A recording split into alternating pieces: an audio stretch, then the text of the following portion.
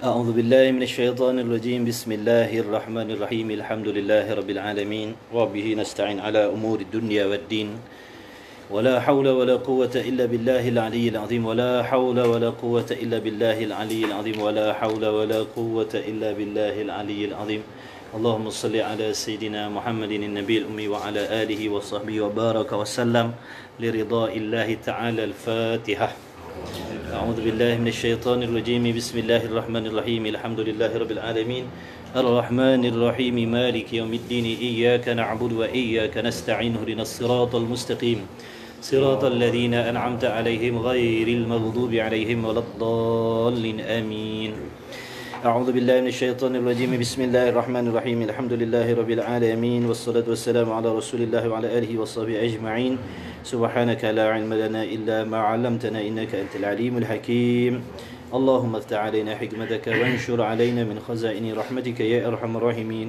ربنا زدنا علما وفهما يا كاشف المشكلات اكشف الحجب عن وجوه هذه المعاني حتى نطلع على خفيات هذه المسائل واحفظنا من الخطأ والضلال فأنت موفق كل أمر وأنت علام الغيوب برحمتك يا أرحم الراحمين وهب لنا يا وهاب علما وحكمة ولرزق يا رزاق كلنا مسهلا وبالخير يا فتاح فافتح لنا يا الله بالهدى بالأمن كلنا يا عليم مفضلا اللهم علمنا ما جهلنا وذكرنا ما نسينا اللهم اجعل أعمالنا خالصة لوجهك الكريم وصلى الله على سيدنا محمد وعلى آله وصحبه وبارك وسلم والحمد لله رب العالمين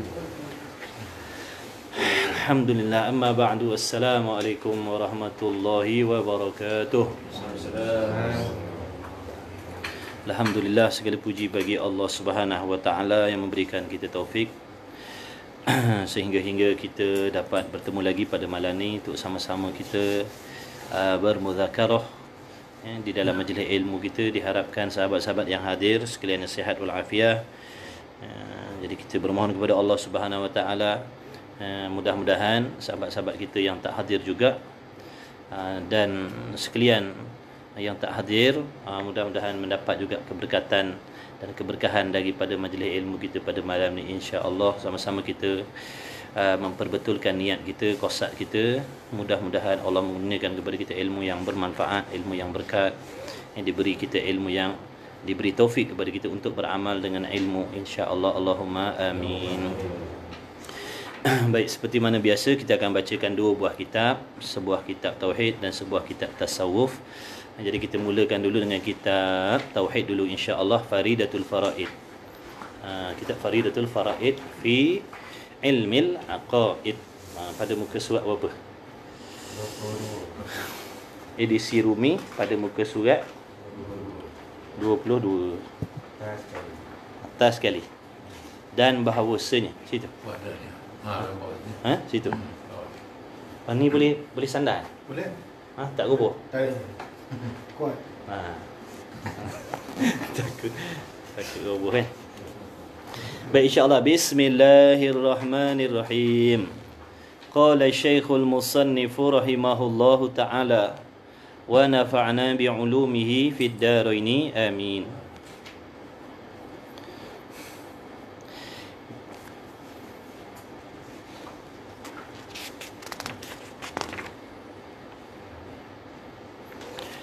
Dan bahawasanya Allah Subhanahu wa ta'ala tiada bagi Allah dua sifat ataupun lebih.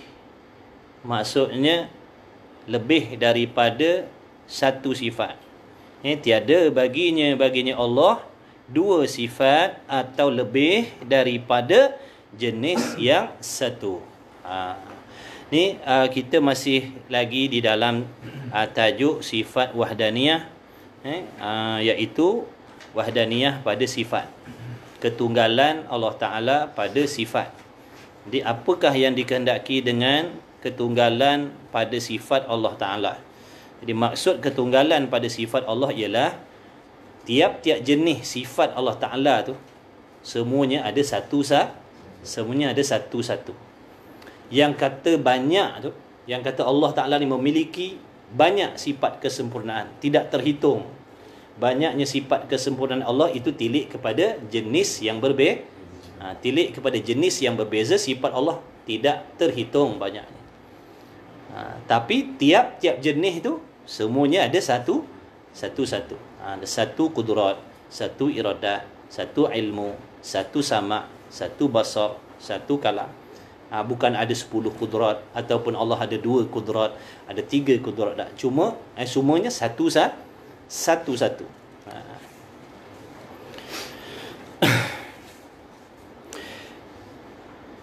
Dan berbilang pada sifat ini, berbilang pada sifat ini makna seandainya pada Allah Ta'ala tu ada 2 sifat daripada jenis yang sama, contohnya ada 2 kudrat ataupun 3 kudrat, dinamakan dia apa? Dinamakan kam muttasil pada sifat. Kam muttasil pada sifat. Makna berbilang-bilang yang bercantum. Makna berbilang. Bila sebut berbilang lebih daripada satu, tapi dalam bentuk bergabung. Kam muttasil makna bilang-bilangan yang bercantum. Ada 2 kudrat bercantum pada Allah Ta'ala. Ada 2 kudrat bercantum pada Allah Ta'ala. Itu namanya kam muttasil pada sifat. Dan bahawasanya tiada ada bagi yang lain daripadanya Allah. Ini maksud yang kedua.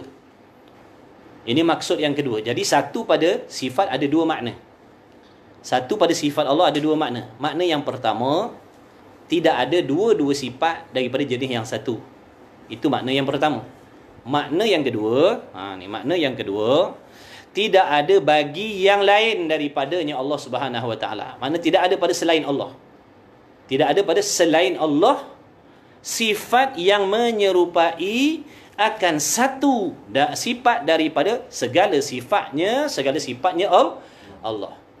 Maksudnya tidak ada pada yang lain, tidak ada pada selain Allah Ta'ala memiliki sifat yang sama seperti sifat yang ada pada zat Allah. Jadi kalau ada, andai kata ada pada yang lain memiliki sifat sama macam Allah, dia memiliki kudrat sama macam kudrat Allah, boleh menjadikan makhluk, boleh meniadakan makhluk, contoh ilmunya pun macam Tuhan juga, mengetahui segala-gala sesuatu, maka dinamakan dia kam munfasil, bilang-bilangan yang berasingan. Makna dah menafikan ketunggalan lah, tak boleh panggil satu lah, sebab dah ada yang lain sama seperti Allah Ta'ala. Contohnya seseorang tu dia beriktikad ada sesuatu benda boleh ada suatu makhluk boleh mengadakan dan boleh meniadakan. Dia beriktikad ada sesuatu yang boleh mendatangkan manfaat dan boleh mendatangkan mudarat macam Allah juga. Contohnya orang tu dia beriktikad ada suatu benda lain, dia memiliki kebolehan menghidupkan dan mematikan macam Allah. Sebenarnya dia telah menduakan sifat Allah. Dia dah menduakan sifat Allah. Maknanya dia tidak mentauhidkan sifat Allah. Jadi rosaklah akidah mensyirikkan Allah pada pihak sifat. Jadi nak jatuh syirik ni bukan semata-mata mensyirikkan zat, mensyirikkan sifat juga jatuh syirik. Mensyirikkan perbuatan Allah pun jatuh syirik juga. Makna rosak akidah. Barang siapa yang menduakan Allah pada zat, menduakan Allah pada sifat, ataupun menduakan Allah pada perbuatan, maka rosak akidah juga. Walaupun mulutnya mempercayai tidak ada Tuhan selain daripada Allah, dia tidak mempercayai, lidahnya mengatakan tidak ada Tuhan kecuali Allah. Tapi dalam masa yang sama dia beriktikad. Iktikad ni dalam hati tak nampak. Dia memiliki pegangan dan kepercayaan ada suatu benda lain boleh memberi mudarat macam Allah Ta'ala juga. Maka tetap merosakkan akidah walaupun lidahnya mengatakan tidak ada Tuhan selain Allah. Sebab apa rosak akidah? Kerana dia dah menyamakan sifat Allah dengan yang lain. Okey. Dah tu yang kata kita ada ilmu, kita ada sifat pelihat juga, itu pada pihak sebutan sahaja. Pada pihak sebut nama, sama pada sebut saja. Sama pada sebutan sahaja, bukan pada hakikat. Hakikat tak sama. Walaupun kita kata kita ada ilmu, walaupun kita kata kita ada iradat, Allah pun ada ilmu, Allah pun ada iradat. Itu sama pada sebutan, adapun hakikatnya tidak. Contoh macam iradat kita. Kita ada iradat, kita ada kehendak. Tapi kehendak kita tidak seperti kehendak Allah. Allah mengkehendaki sesuatu. Contohnya Allah Ta'ala mengkehendaki menjadikan alam, bukan bermaksud Allah mengambil faedah dengan apa yang Allah kehendak. Adapun kita, bila kita kata kita mengkehendaki sesuatu, menunjukkan kita nak tumpang manfaat. Kita nak ambil manfaat. Kita nakkan sesuatu sebab nak tumpang faedah daripada benda yang kita nak tu. Allah mengkehendaki jadikan kita, bukan Allah nak tumpang faedah. Allah tak ambil faedah dengan apa yang dia kehendak. Adapun kita mengambil faedah dengan apa yang kita kehendak. Tu makna pada hakikat tak sama. Cuma sama pada nama, pada sebut sahaja.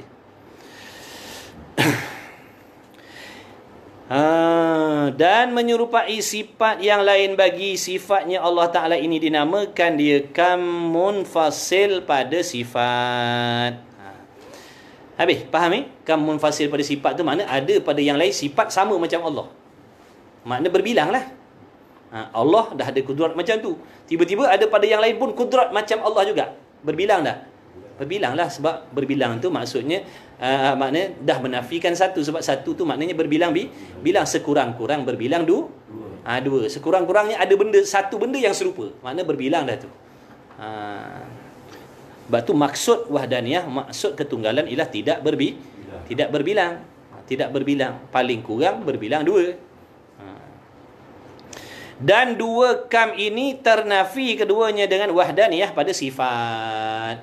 Andai kata berlakunya kam muttasil dan kam munfasil pada sifat ni, dah menafikan wahdani, dah menafikan ketunggalan. Dah tak boleh panggil satu dah. Panggil berbilang-bilang dah. Dan bahawasanya Allah Subhanahu wa taala tiada baginya Allah perbuatan yang menyengutui akan dia Allah padanya Allah oleh yang lainnya. Dan sekutu ini, yakni sekutu pada perbuatan ini, dinamakan kam muttasil pada af'al. Kam maknanya bilang-bilangan, muttasil makna yang bergabung pada perbuatan. Contoh, nak dikatakan Allah ada kuasa lain yang bergabung dengan Allah dalam nak menjadikan alam ni. Itu namanya pergabungan pada perbuatan. Jadi alam ni tidak sepenuhnya dijadikan oleh Allah. Nampak tak tu? Mana dalam nak menjadikan alam ni ada masuk usaha hamba. Contoh, dalam nak menjadikan manusia ni, kongsi. Allah berkongsi dengan mak bapak kita. Allah berkongsi dengan mak bapak kita, hasillah kita. Makna kita ni bukan milik mutlak Allah Ta'ala. Sebab apa? Dah ada satu kuasa lain yang bergabung dengan Allah. Nampak tak? Jadi itu yang dimaksudkan mensyirikkan Allah pada perbuatan. Na'udzubillah min zalik. Tidak. Jadi satu pada perbuatan dengan makna tidak ada suatu kuasa lain yang bergabung, yang bersyarikat, yang menolong, yang membantu Allah Ta'ala dalam nak menjadikan atau dalam nak meniadakan. Sama ada dalam nak memberi faedah ataupun dalam nak memberi mudarat, semata-mata perbuatan Allah. Contoh, orang tu khianat nak buat sihir sampai kepada kita sihir tu. Contoh, mudarat diri kita tu adalah daripada Allah, bukan campur dengan perbuatan orang dah. Bukan campur dengan perbuatan orang tu dah. Jadi sampainya sihir itu pada kita, na'udzubillah min zalik, contoh semata-mata perbuatan Allah. Bukan ada kesan sampingan daripada perbuatan makhluk tadi tu dah. Begitulah juga bila kita sihat. Bila kita makan ubat, kita sihat. Makna yang menyempurnakan, yang menyembuhkan kita daripada sihat tu semata-mata perbuatan Allah. Bukan ada bergabung dengan kuasa ubat tu. Bukan bergabung dengan kuasa ubat tu. Dah. Ubat tu makhluk. Ubat tu makhluk. Cuma di atas jalan asbab atas jalan sebab sahaja. Di atas jalan usaha dan ikhtiar. Allah tak jadikan sebab-sebab tu supaya kita berusaha membuat sebab. Bila kita berusaha membuat sebab untuk mendapatkan sesuatu manfaat, maka diberi pahala oleh Allah. Contoh sekarang nak dapat ilmu, asbabnya belajar. Jadi Allah Ta'ala jadikan asbab. Jadikan asbab Nak hasil ilmu dengan belajar. Sebabnya belajar. Jadi bila kita berusaha membuat sebab untuk dapat ilmu, maka diberi oleh Allah Ta'ala pahala atas jalan asbab tadi. Cuba kita bayangkan kalau Allah Ta'ala tak jadikan sebab tadi. Dapat je. Allah bagikan kepada kita ilmu tanpa usaha. Tanpa usaha. Maknanya tidak adalah ruang-ruang untuk kita mendapat pahala sebab kita tak ada usaha. Alim tapi tak ada pahala. Alim, pandai segala jenis ilmu. Pandai, bangun tidur, besok pagi alim. Tafsir, fiqh, hadis, mantiq, bayan, balaghah, hadis, ikutlah. Nahwu, saraf, tauhid, tasawuf, semua alim. Pagi esok bangun tidur, alim. Alim. Maknanya, walaupun alim, tapi tak dapat pahala. Sebab apa? Usaha tu tadi. Makna menjadi alim tanpa usaha, tanpa membuat sebab. Allah Ta'ala kuasa je. Allah Ta'ala tak berhajat pun pada sebab tu. Sebab tu hukum akal kita boleh terima. Harus akal kita mengatakan Allah memberi kita ilmu tanpa usaha dan ikhtiar. Allah Ta'ala maha kuasa bagi. Harus. Tapi pada adatnya pada adat nak dapat ilmu mustahil dengan tidak usaha, dengan tak usaha. Jadi pada adat wajib usaha baru dapat ilmu. Maka bila kita buat, usahakan sebab tadi, maka di situlah diberi pahala oleh Allah. Begitulah juga kita usaha buat sebab benda yang diharamkan oleh Allah. Mana kita usaha buat sebab nak memudaratkan orang. Contoh, kita sihir orang tu. Na'udzubillah min zalik. Contoh, dia menyihir seseorang tu. Mana itu usaha yang dibuat dalam nak mendatangkan mudarat. Maka diberi dosa. Padahal Allah Ta'ala nak bagi mudarat, tak nanti sihir pun, tak nanti usaha hamba pun. Boleh je Allah Ta'ala nak bagi sakit, nak bagi apa semua.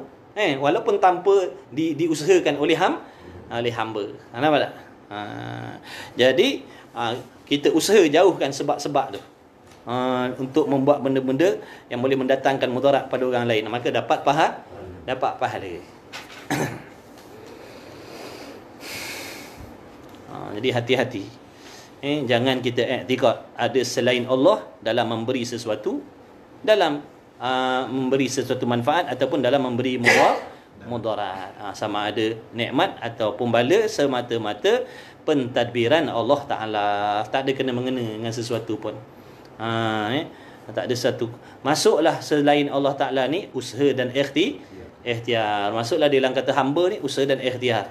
Jadi usaha dan ikhtiar tu masuk dalam makhluk Allah. Jadi di sisi akidah kita ahli sunnah, makna usaha dan ikhtiar tidak boleh memberi apa-apa faedah, manfaat ataupun mudarat. Usaha dan ikhtiar tak boleh memberi manfaat. Usaha dan ikhtiar tak boleh memberi mudarat. Yang memberi manfaat dan mudarat hanya Allah yang maha kuasa. Tapi dari segi adat, adat lain. Adat, dari segi adat, makna nak mendapat sesuatu, mesti usaha. Tapi jangan diiktikad usaha tu yang memberi apa yang kita dapat. Tu nak kena jaga tu. Ada orang kalau tak faham masalah ni sehingga dia tak percaya Allah Ta'ala boleh memberi tanpa usaha. Dia kata Allah tak boleh bagi sihat, melainkan kena makan ubat dulu, baru Allah boleh bagi sihat. Kalau tak makan ubat, Allah tak boleh bagi sihat. Maknanya orang jenis macam ni, dia dah menjadi makna pada dia di antara Allah Ta'ala dengan kita tu ada perantaraan. Makna Allah nak bagi sihat, perantaraannya usaha ubat tadi tu. Kalau tak makan, Tuhan tak boleh bagi. Tuhan tak boleh bagi sihat. Bila sampai tahap macam tu, rosaklah akidah dia. Makna dia dah beriktikad maksudnya Allah Ta'ala berhajat kepada sesuatu. Allah Ta'ala berhajat kepada sesuatu untuk memberi. Jadi jangan. Ada pun kita kata, ya nak sihat kenalah makan ubat. Awak ni apa pasal tak nak makan ubat? Kenalah makan ubat, barulah insya-Allah Allah Ta'ala bagi sihat. Tiba-tiba dia cakap, memanglah macam tu, tapi kalau Tuhan tak nak bagi, Tuhan nak bagi sihat tanpa makan ubat pun boleh. Kita kata betul. Betul, tak salah, betul. Betul. Dengan tak makan ubat pun Allah Maha Kuasa nak bagi kita sihat. Makna kita boleh terima benda tu. Yang tadi dia tak boleh terima. Dia kata mana boleh. Tak boleh. Mesti kena makan ubat. Baru Tuhan boleh bagi sihat. Kalau tak makan, Tuhan tak boleh bagi sihat. Situ yang salah tu. Jadi Allah Ta'ala dah bergantung kepada perantaraan dah pula. Kena belajar tinggi-tinggi. Kena belajar tinggi-tinggi baru boleh jadi senang hidup atas dunia. Itu pada adat. Pun kadang-kadang kita tengok pada adat pun tak juga senang orang belajar tinggi-tinggi pun. Akal kita boleh terima. Tak belajar tinggi pun Allah Maha Kuasa bagi senang lenang atas dunia. Dia kata, tak boleh. Tak boleh. Tuhan tak boleh bagi senang. Kalau tak ada usaha belajar tinggi-tinggi, Tuhan tak boleh bagi senang. Sampai macam tu. Itu rosak akidah lah. Yang sebetulnya, kalau tak usaha pun Allah Maha Kuasa nak bagi senang lenang. Allah Ta'ala Maha Kuasa nak bagi senang lenang tanpa usaha dan ikhtiar pun. Ni bab akidah lah ni. Benda ni tak nampak ni. Kalau kita duduk macam ni tak nampak lah benda-benda ni. Sebab benda ni dalam hati. Rambut sama hitam kan. Tapi akidah kadang lain lah. Lain-lain. Rambut sama hitam tapi akidah lain-lain. Ya. Jadi kita kena belajar akidah. Bila belajar akidah ni, kalau ada 10 orang, akidah kita sama. Tapi kalau tak belajar akidah, kalau ada 10 orang, 10 jenis pegangan dan kepercayaan terhadap Allah lain-lain. Ada 10 jenis pegangan terhadap Allah. Tapi kalau dah belajar, samalah. Samalah. Kita, makna saya mengatakan, makhluk tak boleh memberi bekah. Yang boleh memberi bekah hanya Allah Ta'ala saja. Sahabat-sahabat pun cakap macam tu juga. Jadi samalah akidah. Tapi kalau tak belajar, yang ni kata lain, yang ni kata lain, yang ni kata Tuhan tak boleh bagi melainkan kena ada usaha. Kalau tak ada usaha, Tuhan tak boleh bagi. Macam tu pula pegangan dia. Yang tu pula dia kata kita tak ada usaha ikhtiar, cuma Tuhan aja. Pula dah macam tu. Menafikan usaha ikhtiar pula. Dia macam-macam. Jadi bila belajar akidah Ahlussunnah wal Jamaah, samalah. Duduklah mana negeri, mana negara pun sama pegangan dan kepahaman dia terhadap Allah. Tapi kalau tak belajar, silap-silap laki bini akidah lain-lain. Laki bini akidah lain-lain. Dah? Laki percaya Allah Ta'ala Maha Kuasa. Allah Ta'ala saja yang boleh memberi bekah. Bini pula, dia kata ada benda lain boleh memberi bekah juga. Tu kan lain tu.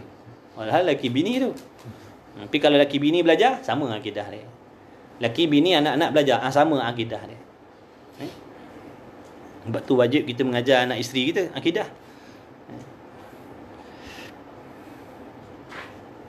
Dan bahawasanya tiada baginya perbuatan menyengutui dia. Ingat tu, makna apa-apa yang berlaku, benda baik, benda buruk, benda sempurna, benda cacat, semata-mata perbuatan Allah. Tak ada sangkut paut dengan kuasa lain, tak ada sangkut paut dengan asbab yang lain. Kadang-kadang kalau tak faham masalah ni, pasal tak pergi, jomlah pergi mancing. Tak nak lah bini mengandung. Apa kena mengena bini mengandung tak pergi mancing? Dia kata tak boleh, nanti anak sumbing. Kenal. Apa kena mengenanya? Apa kena mengenanya? Yang memberi mudarat Allah, bukan perbuatan mancing tu. Ni banyak ni etikad kita ni. Banyak. Jadi mancing-mancing pun akidah nak kena nak kena betul. Jadi akidah ni nak pakai mana-mana. Mancing nak pakai akidah, makan nak pakai akidah, semua nak kena pakai akidah. Mancing je lah.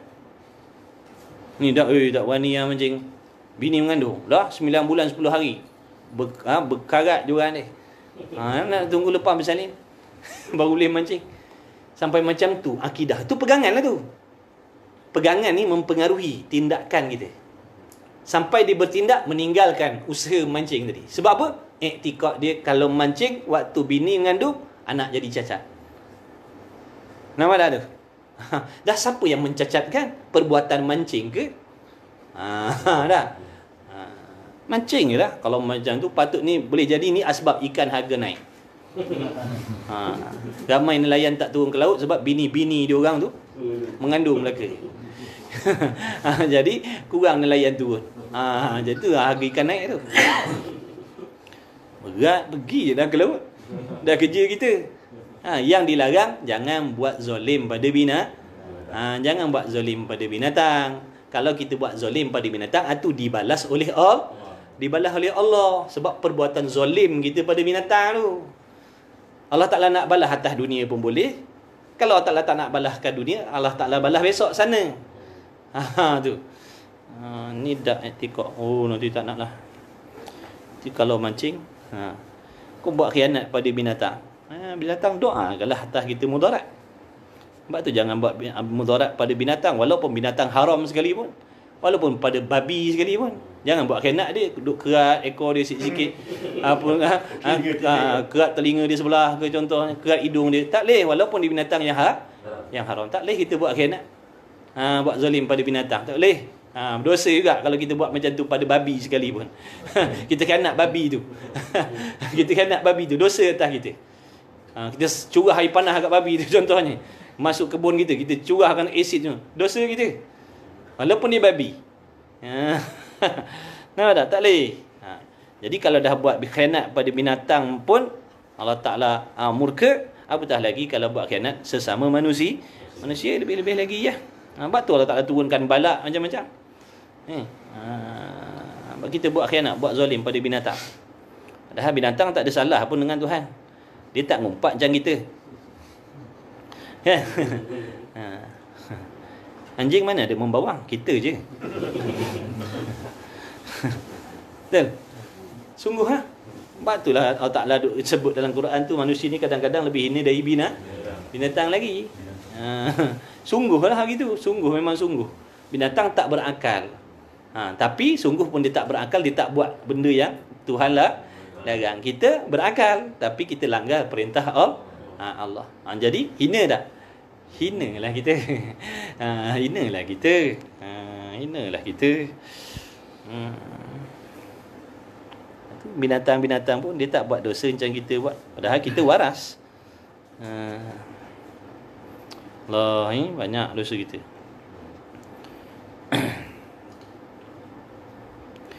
Kemudian jadi jangan i'tikad. Mana apa-apa saja berlaku, manfaat, mudarat semata-mata Allah. Tak ada hubung kait, tak ada hubung kait. Tu semua asbab je. Jangan diiktikadkan asbab tu yang menjadikan. Yang menjadikan tu Allah. Kita belajar dapat ilmu, dapat faham. Yang memberi faham tu Allah, bukan usaha ikhtiar belajar ni. Usaha ikhtiar ni asbab je. Kita bekerja, berusaha pagi, petang, siang, malam sampai rezeki. Yang memberi rezeki Allah, bukan kerja kita tu. Sebab kerja kita tu makhluk.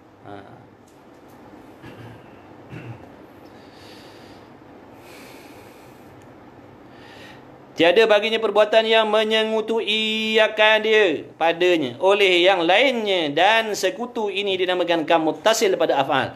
Dan bahawasanya tiada bagi yang lainnya lain daripada Allah Subhanahu Wa Taala satu perbuatan atas wajah mengadakan, dan hanya sesungguhnya dibangsakan kepadanya itu atas wajah kasab dan ikhtiar. Makna yang dia kata orang tu buat, orang tu yang buat tu khianat tu, makna tu pada atas jalan usaha ikhtiar je.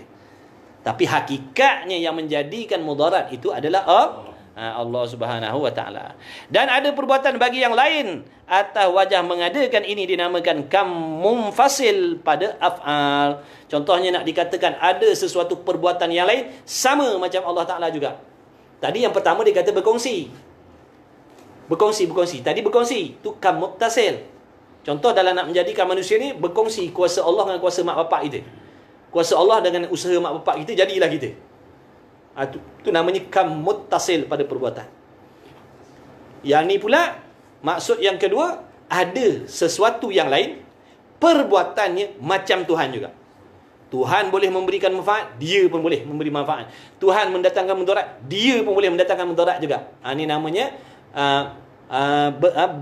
berbilang yang yang berasingan, yang bercerai. Namanya kam munfasil pada perbuatan. Makna berbilang-bilang dalam keadaan berasingan. Dan ternafi dua kam ini dengan wahdaniyah pada af'al. Jadi kam muttasil pada af'al, kam munfasil pada af'al ni menafikan, makna menidakkan ketunggalan Allah. Menidakkan ketunggalan Allah. Tak boleh panggil tunggal lah.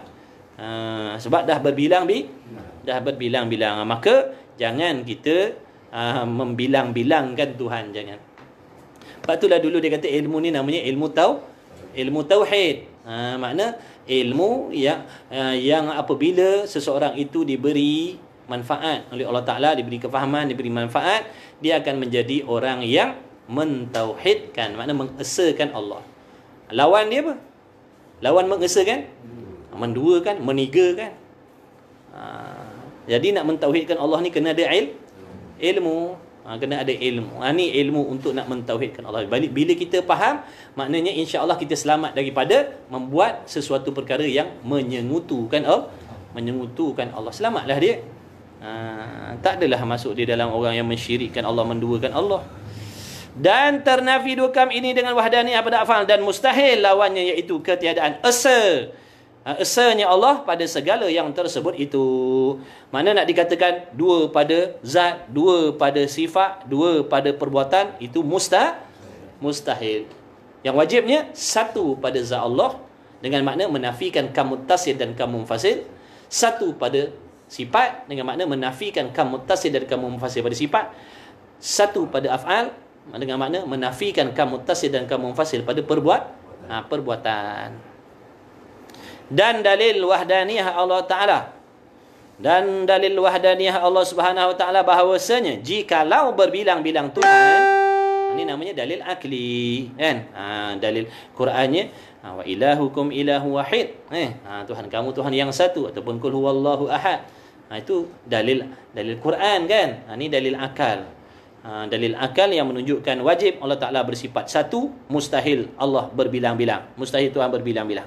Dan dalil wahdaniyah Allah Ta'ala, makna bukti yang menunjukkan di atas ketunggalan Allah Ta'ala, bahawasanya dalil akal, mana fikirlah.